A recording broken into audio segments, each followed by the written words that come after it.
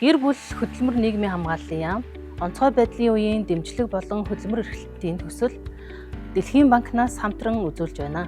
Ажил мэргэжлийн чиг баримжаа олгох, ажил зуушлах үйлчилгээний зөвлөх бэлтгэх, сургагч багшийн сургалтын хөтөлбөр. Модуль 1, сэдэв 1-1, сургалтын тухай үндсэн ойлголт. За, сэдэв 1-1 дээр сургалтын тухай үндсэн ойлголтуудыг тайлбарлая. Нэгт нь сургалтын зорилго ач холбогдол, хоёрт нь сургагч багшийн онцлог, бусдаас ялгарах тал. Гуравт нь сургагч багшид тавигдах шаардлага.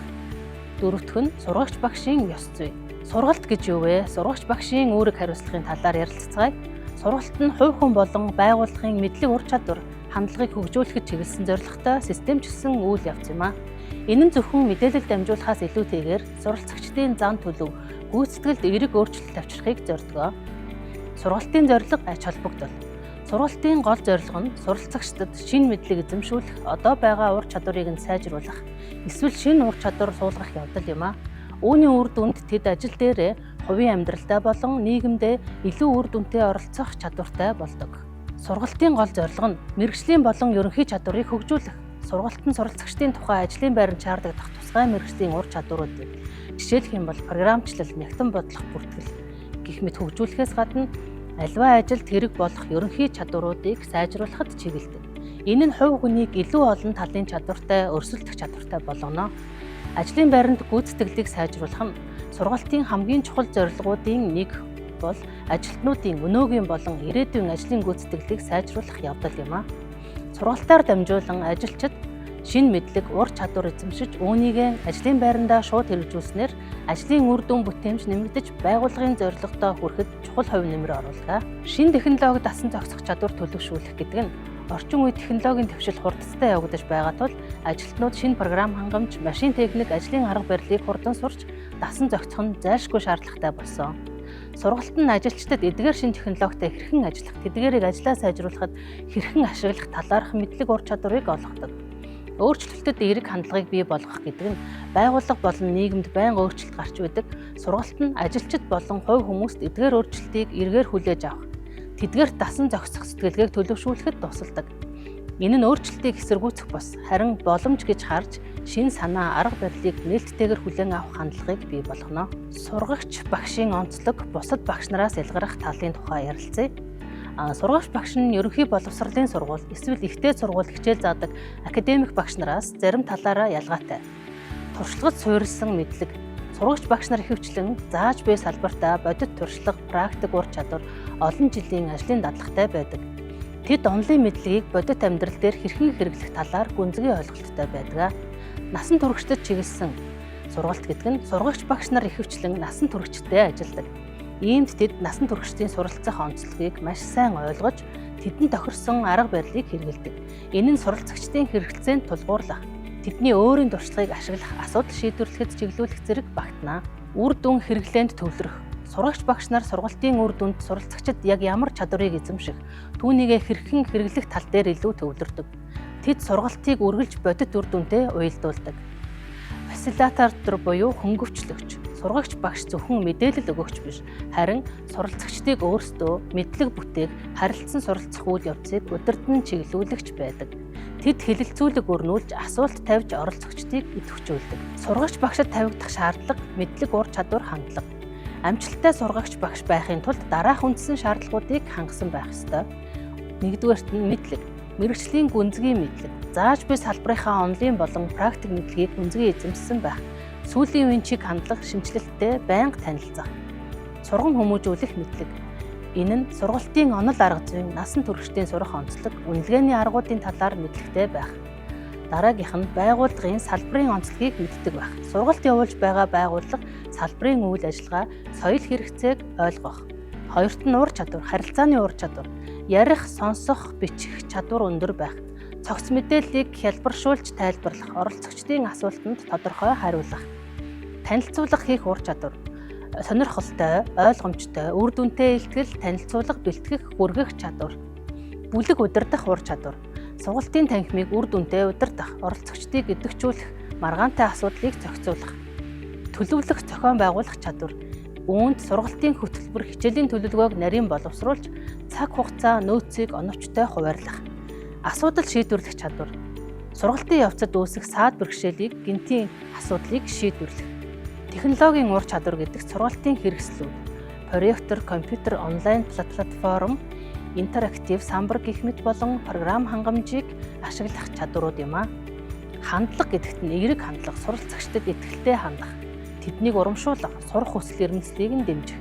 Нээлттэй байдал гэдэг нь шинэ мэдлэг, арга барилыг хүлээн авах, өөрийн алдаа дутагдлыг хүлээн зөвшөөрч сайжруулах. Уян хатан байдал гэдэгт суралцагчдын хэрэгцээнд тохируулан сургалтын төлөвлөгөө, арга барилаа өөрчлөх. Хариуцлагатай байдал гэдэг нь үүрэг даалгавраа цаг тухайд нь биелүүлэх, сургалтын үр дүнд хариуцлага хүлээх. Мэргэжлийн ёс зүй гэдэг нь үнэнч шударга, тэнцвэртэй байх, суралцагчдын хувийн мэдээллийн нууцыг хадгалах. Антони Краш багшийн заах арга барилын 5 үндсэн хэв маягийг тодорхойлсон бөгөөд эдгээр нь багшийн хичээл заах арга, сурагчдтай харилцах байдал, сургалтын орчинд хэрхэн оролцдгийг илэрхийлдэг. Эдгээр хэв маяг нь багшийн хувийн шинж чанар, итгэл үнэмшил, зан төлөвт тулгуурладаг бөгөөд сургалтын үр нөлөөнд чухал нөлөө үзүүлдэг.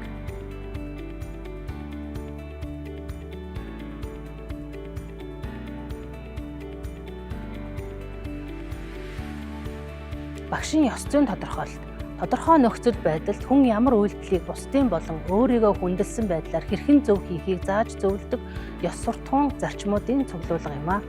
Ёс зүй, ёс суртахууны одоогийн ойлголт нь ижил төстөөч бага зэргийн ялгаа бий. Ёс суртахуун гэдэг нь түгээмэл бөгөөд цаг хугацаанд үл хамаарах ойлголт гэж үздэг бол ёс зүйн ойлголт нь тухайн хугацаа, орон зайгаас хамаарч өөрчлөгдөж байдаг. Үүнийг олон нийтийн бүлэг бүрийн өвөрмөц зан, уламжлал, дөрөнд нийцүүлэн мөрддөг. Үүнээс үцхэд ёс зүйн бэлэн хариулт бэлдэж өгдөг бус харин нөхцөл байдал бүр тохирсон шийдлийг гаргахад тусгадаг зүйл юм а. Ерөнхийдөө ёс зүй биднээс энэ тохиолдолд хамгийн зөв үйлдэл юу байх вэ гэдгийг л асуудаг. Багшийн ёс зүйн дүрм. Монгол улсын боловсролын ерөнхий хуульд багшийн эрх үүргийг тусгаж өгсөн байдаг. Сургагч багшийн ёс зүйн сургалтын үр дүн, суралцагчдын итгэлийг бий болгоход чухал үүрэгтэй бөгөөд мэргэжлийн хариуцлагын үндэс болдог. Сургагч багш бүр дараах ёс зүйн зарчмуудыг баримтлан ажиллах нь сургалтын чанар, суралцагчдын сэтгэл ханамжийг дээшлүүлнэ. Хүндлэл.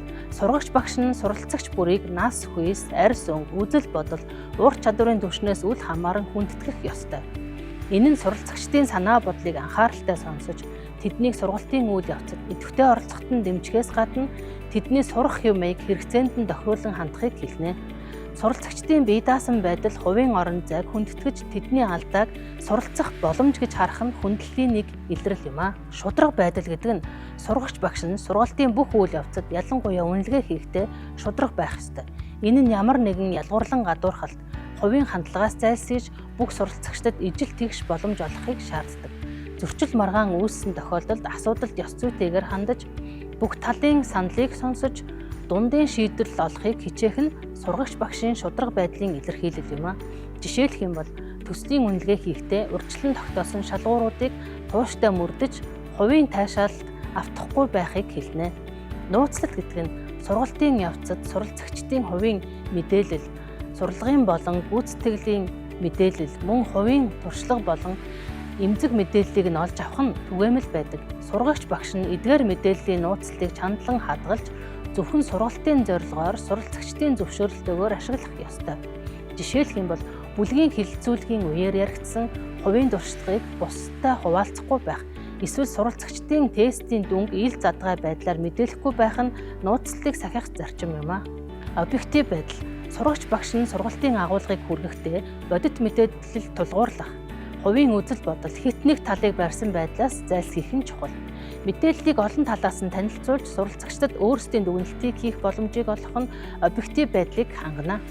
Жишээлх юм бол бизнесийн ёс зүйн хичээл дээр тодорхой нэг байгууллагын жишээг авч үзэхдээ сайн болон муу талуудыг хоёуланд нь дурдж альва шүүмжлэлийг баримтад тулгуурлах ёстой.